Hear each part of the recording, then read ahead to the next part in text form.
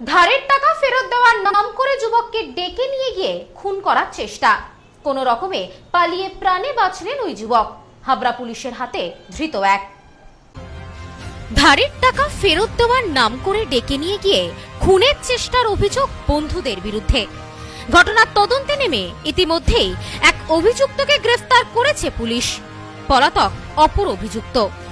রবিবার রাতে ঘটনাটি ঘটেছে উত্তর 24 পরগনার হাবড়া থানার অন্তর্গত রাউতারা গ্রাম পঞ্চায়েতের ঘোষপাড়া এলাকায়।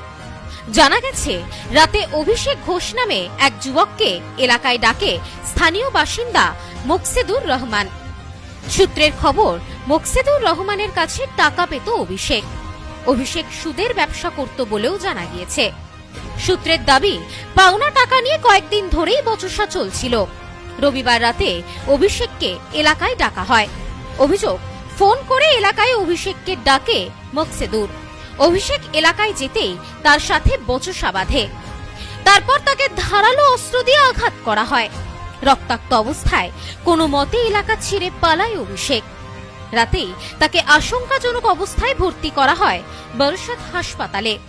রাতেই তার গলাতে অস্ত্রোপচার করা হয়েছে বলে জানা গিয়েছে। অভিযোগ পাওয়ার পর রাতেই অভিযানের নামে হাবড়া থানার পুলিশ।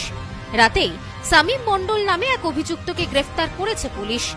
অভিযুক্তদের 7 দিনের পুলিশি হেফাজতের আবেদন জানিয়ে এদিন হাবড়া থানার পক্ষ থেকে তাকে বারাসত আদালতে হাজির করানো হয়। তবে ঘটনার মূল অভিযুক্ত মোকসেদুর রহমান এখনো পলাতক বলে জানা গিয়েছে।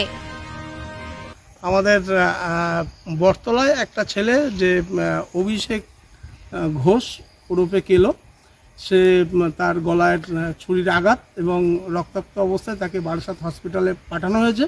এবং সেখানে আমি যাই নিজে, যাওয়ার পরে ওখানে দেখি তারা বলে আমাদের ওই পুরনো হাজি সাহেবদের পুরনো যে বাড়ি, সেই দোতলার ঘরের উপরে সেখানে রক্তাক্ত ছুরি আছে এবং গামছা আছে এবং অনেকের চটি, দুজোড়া চটি পড়ে আছে। সেখানে তাকেই গলায় ছুরি হয়তো। বিষয়টা যেটা হচ্ছে যে যেগুলো ভেসে আসছে, ওখানে কোনো লেনদেনের যে ব্যাপারটা বলা হচ্ছে ছিল, সেই সব নিয়েই হয়তো এই ঘটনা ঘটেছে।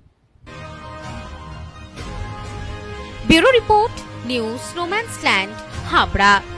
অক্ষয় তৃতীয়ার পূর্ণ লগ্নে প্রার্থনা জুয়েলার্সের শুভ জন্মদিন উপলক্ষে সকলকে জানাই শুভেচ্ছা ও ভালোবাসা।